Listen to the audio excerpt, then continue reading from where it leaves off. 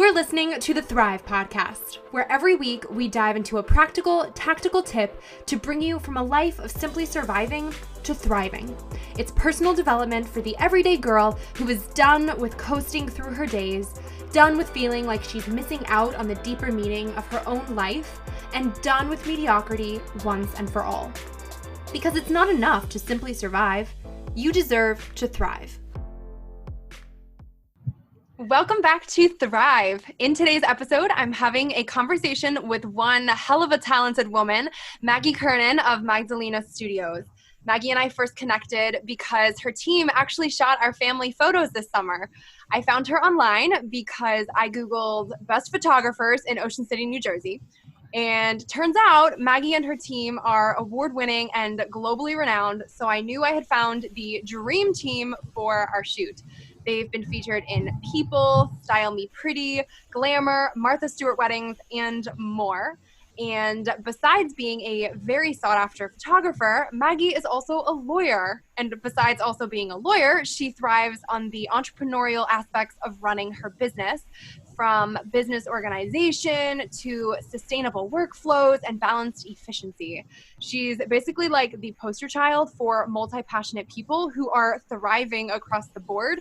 So I am so excited to have her unload her best tips and tricks on us all today.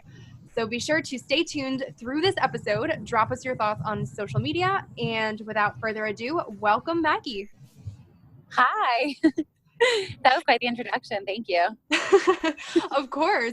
So give us the backstory of you, since this episode is all about thriving as a multi-passionate person.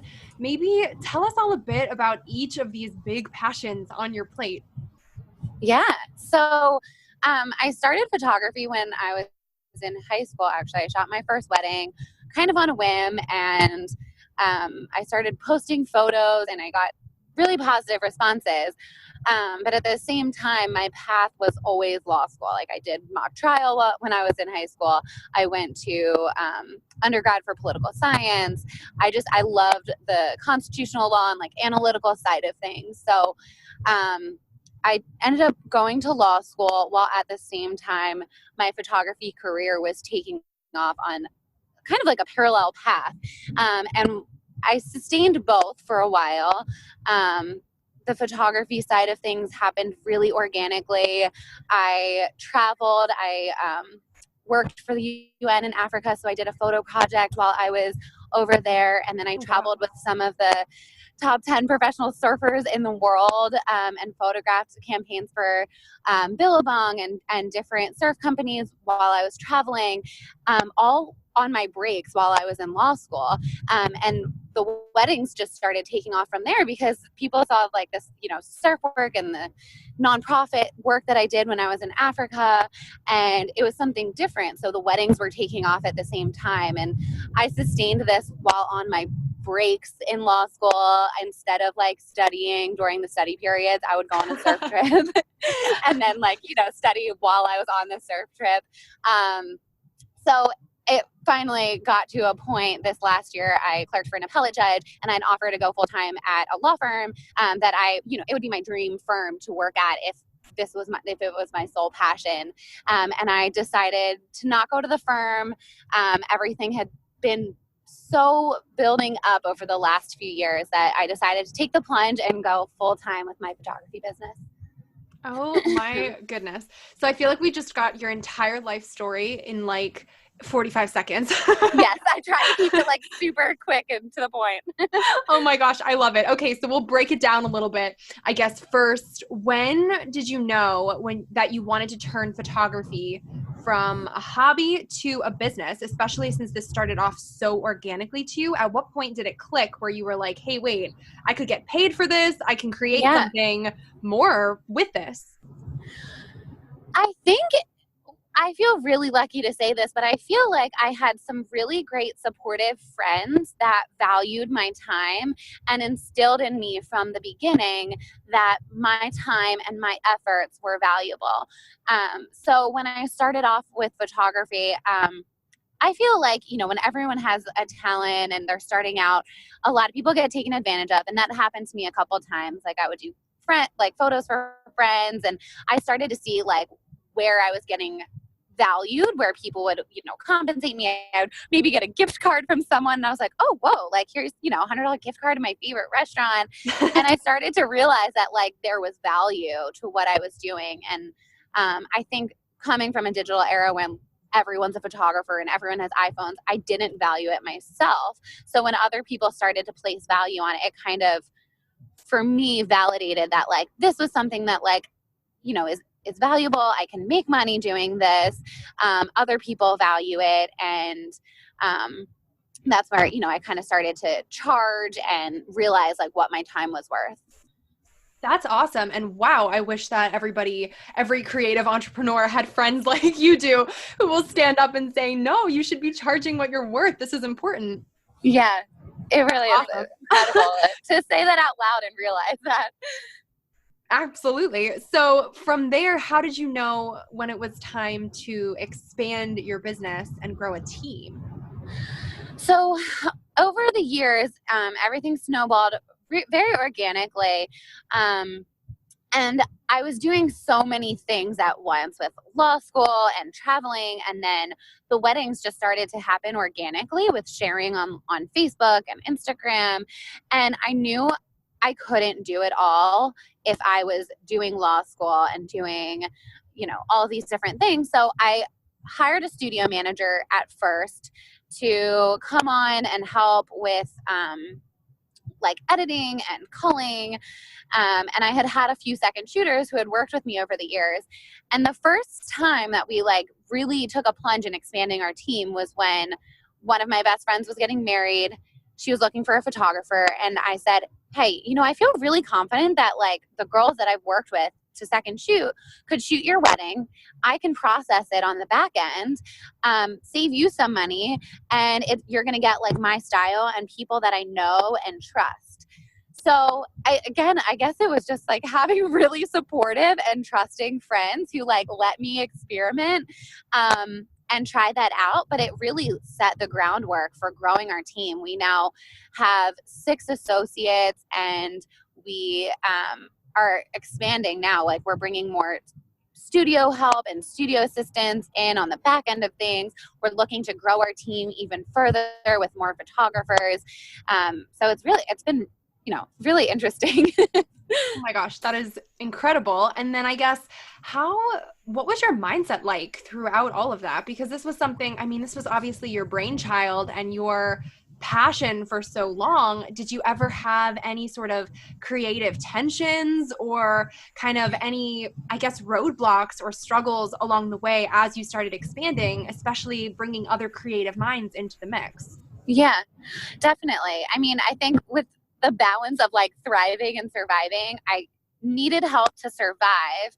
And I had to let go of a little creative control with bringing on a team, because what I started to realize was if I was going to serve more people, if I really believe in like, the service that we provide, the style photography that we provide, and I wanted to serve more people, but I had to like let go of a little bit of creative control and my perfectionist in me to be able to do that, because every picture wasn't going to be edited exactly how I would edit it. And it turned out that was okay. Like that, it may be something I noticed our clients wouldn't notice. And I had to let go of, exactly the way that I would do things, because it doesn't mean it's like right or wrong. And we were able to like expand and serve more people. And even like provide opportunities for the team members that we work with. So letting go of that creative, like perfectionist in me, I think it allowed for like expansion and growth.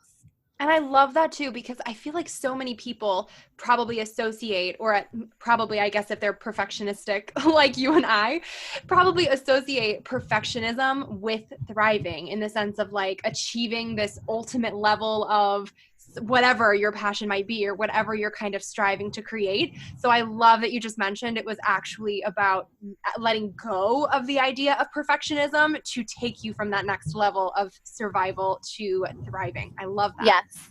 Yeah, definitely.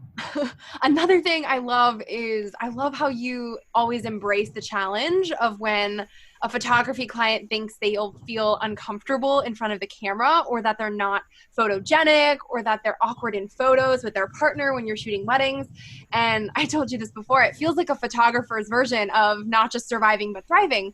So I would love to hear your thought process behind that, and how you break people out of shells and what that does for the end product, because it feels like this beautiful like caterpillar to butterfly metaphor of from surviving to thriving, but through the eyes of a photographer. Yeah, definitely. I think a lot of people feel very uncomfortable in front of the camera. We hear it really often when we have an initial inquiry or email from a client who's interested in working with us, whether it's for weddings or families or portraits.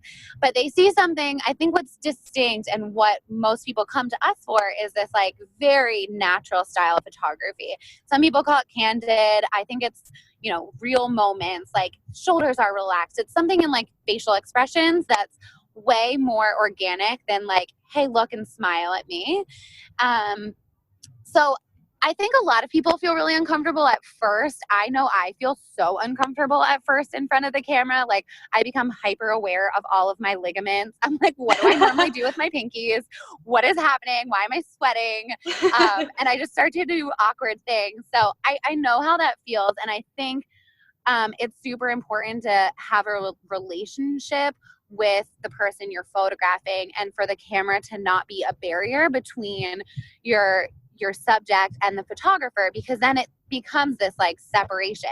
So what I teach our associates and what I really try to do is to have a relationship, to talk, to communicate, to feel comfortable, not just like to get what we want in the photo, but like to really connect with people and for them to feel comfortable, for them to know us, for us to know them. It's like just like a beautiful thing in life. And then you just kind of keep that going as you're photographing. Like you don't let the cameras stop you to be like, okay, let me take this picture now. Like you're continuing the relationship and the conversation, and the camera might come up and click a few pictures, and it might not. You might talk for a little bit. But that's something that I think that, you know, kind of like breaks people down from surviving in front of the camera to like really being themselves. I love that. And it so beautifully connects to life too, in like a totally cheesy cliche but worth it kind of way, in the sense of letting vulnerability guide you in your relationships and everything, and like just really letting your authentic, true inner being kind of come out without fear of judgment or anything like that, and how across the board in anything in life that leads you to living your best one and being your best self and thriving. So I think that's awesome that that's what you do through your art. Yeah, I love that. Thank you. So then this, I think, is where kind of the multi-passionate piece comes into play here, which is obviously what you and I love so much. So how did you decide law school was the best next step? When did that happen? Where were you in your journey where you were kind of like, you know what, I should go to law school and it should be now? I think, and I don't know, I'm kind of ashamed to admit this, but I feel like it's just one of those paths that I was set on following. Like you're taught, you go to school, you're taught, you go to graduate school, that's like the definition of success. And I think I was really scared to like break away from that, and didn't have the courage to break away from that right away. And I'm so glad I did it. I really loved law school. I miss it. I loved the analytical and critical thinking. I love learning. Like I want to go back to school. I love it and I don't regret it for a second. But I think that I was kind of just on that, this is going to be my career. This is my path in life. My mom's a judge. I grew up in her courtroom. I grew up loving that side of things. And it was just kind of like always the path. Like I was never, I never said like, oh, I'm going to, break away from the mold until, these last few months now, which is really fun. That's awesome. So in terms of balancing all of that, I mean, I always say balance is a unicorn because it doesn't actually exist. And it's more about intentionally unbalancing your scales. So you're giving kind of priority where it needs to be in that season. So how did you balance or manage both running a successful business and pursuing law school simultaneously? Because I mean, I obviously have not been to law school, but I feel like doing the two of those things together is like insanity. Yeah. It was a lot. It was definitely a lot. And now that I'm doing one thing, I have no idea how I did both. Because when I do something, like I go all in. Like I over prepare outlines for law school and I have to score well. And I also have to do all of the things with photography. Like I love workflows and gifting and like all the touch points with like client interaction. So it was definitely a lot. I like to say that I loved both things so much that it made it easier. Like I really did love law school and I love photography. So like nothing felt like excruciating work. But I think what my really strong point is in life is efficiency and organization and workflows. So I have systems for everything that I do so that nothing gets forgotten. Everyone is in a spreadsheet that is like very, very detailed. I have automated workflows. If I do something twice, it's going to get automated into a system, or the email is going to get saved in a canned email. And then I'm able to bring people on to execute some of these things that I find myself doing often. So I developed like brand guides so when we bring people on, they know who like our client is, what our style is, all of those like kinds of little things that I think allowed me to keep things efficient and organized. That's so smart. So what would be like your number one tip for getting started with creating good systems, good workflows, a more efficient life for yourself, for anyone listening who is multi-passionate but is sitting there like struggling with the juggle? I think it's really important to have a system in place. And if you don't, to sit down and think about how you can organize things in your life ahead of time so that when things pop up, you know, like where they're going. I try not to keep things on my mind. If something pops into my brain, I have this brain dump list on my phone and it goes into that list. I can organize it later into like long-term development projects or a blog post list of ideas or something that I need to do that week, or maybe it's a grocery item. So I have this like brain dump list that everything that pops into my head kind of just goes into, and then I can organize it like into categories or different lists. And on my phone, I used the Apple Reminders app for the longest time. I had literally like blog ideas, to do this week, business to do, groceries, things I want to buy for myself, present ideas, like everything, dog names, kid names, everything I could possibly think of ever got sorted into a category, which is like sometimes maybe a little bit extreme, but I like kind of got to get to live with like nothing cluttering my mind, and I'm able to focus on what I need to do when I need to. So I think that really, really helps and is a good first step for taking some like organization and workflow into your life. I swear by brain dumps myself. So I literally just had all the good feels listening to you name all of those lists. I was like, oh, that felt so good. Those are clutch. So what was like an average day like for you when you were balancing both things? What was like, walk us through what was kind of like your sample day of going back and forth between, okay, business, law school, personal life, because you just got married recently too. Like, girl, you're doing all the things. Yeah. So what was like, so like walk us through like what a day was like as realistically as you possibly can, because I'm sure there's also people listening who are multi-passionate but might need some straight up real talk in terms of like, this is actually what it takes to have all of these hats being worn at the same time. Yeah. So I mean, every day was so different because it was constantly changing each semester with my school schedule. So one semester I might have class on like Tuesdays and Thursdays all day. And then another semester, you know, it might change like Monday, Wednesday, Friday. So I feel like I didn't ever get like a schedule. But what I'm noticing now that I'm full time and that I'm crafting my own schedule is that it was really helpful to get out of the house, to have set times that I was scheduled to be doing things. So I knew that, you know, if I had class on Tuesdays from 2 to 4, I was focusing on class at that time. And then if I had a break in between class, I would do emails, and I was super focused on my business on those like in between hours. So now that like I'm full time and kind of like developing my own schedule, I'm realizing that's kind of what I'm missing, and that made me super efficient. So I think it's really helpful if you kind of like block out scheduled time for yourself, which is what I'm starting to do in my calendar. So it's like, you know, I know from 2 to 4 on a Tuesday, I'm blogging, or from 1 to 6 on a Wednesday, I'm taking client calls. Mm-hmm. I love that. I've done that a little bit in my own business as well. And it's been, oh my gosh, like that's the only way to get stuff done. The more you add on to your plate. Yeah, it is. It really is. It's like you're just kind of forced to be efficient if you have all these things going on, and definitely a lot of multitasking as well. Absolutely. So you mentioned before also that you just recently made the decision to go full time with your photography business and not pursue law any further. So what advice would you give to anyone who is multi-passionate but feels like they need some direction or help focusing in on whether or not a passion is worth pursuing as something more, or choosing between passions if that's kind of the next step? Yeah. Something for me that's been really different and interesting to think about this year is my definition of success. So what my ideal day looks like, what gives me energy, what I want to do more of.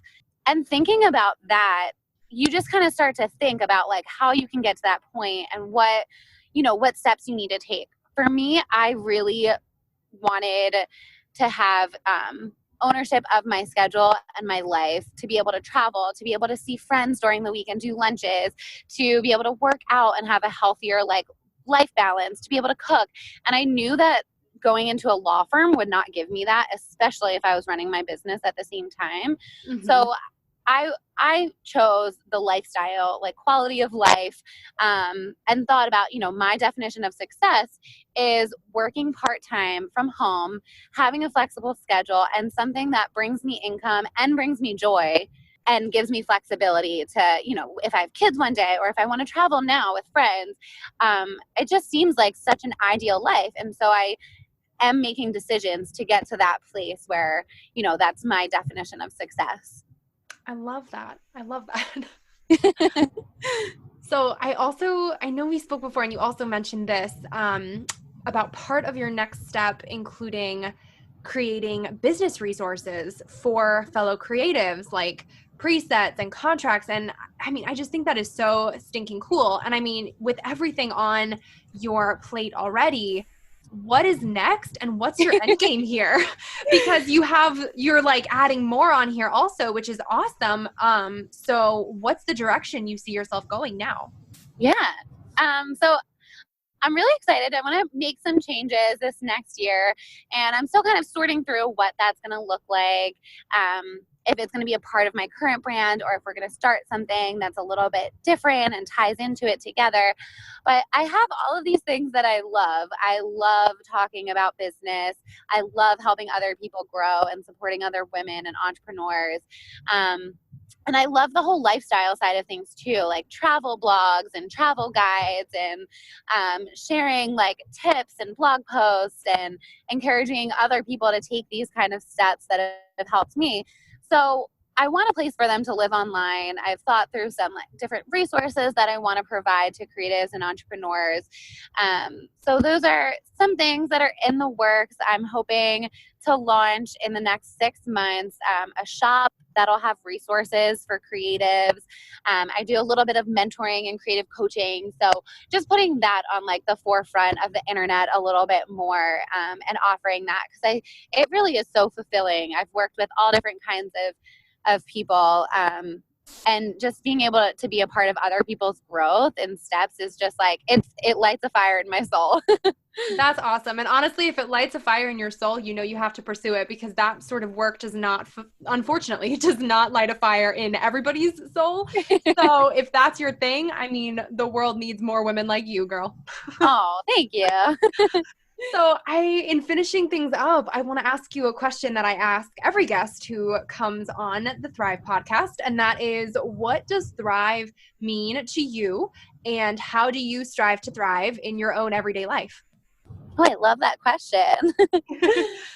I think thriving means, to me, finding your definition of success and working towards it. So for me, I'm trying to find more work-life balance. I love to cook and juice and practice yoga. And I think finding and striking a balance between what you love and working so hard and then still taking time for yourself to take care of yourself and practice self-care and do the other things that you love just because you love them, not for your business, is so important. So that for me is thriving. I love that. So the workaholic in me. I love it. Where can people find you online? So my personal Instagram is Magsy Moo, which is going to be changing in the next few months as we launch. Our photography Instagram is Magdalena Studios, and that's the same on Pinterest and Facebook, and our website is magdalenastudios.com. Awesome. Well, Maggie, thank you so much for coming on Thrive. It's been a pleasure as always. Thank you so much for having me. This has been so awesome.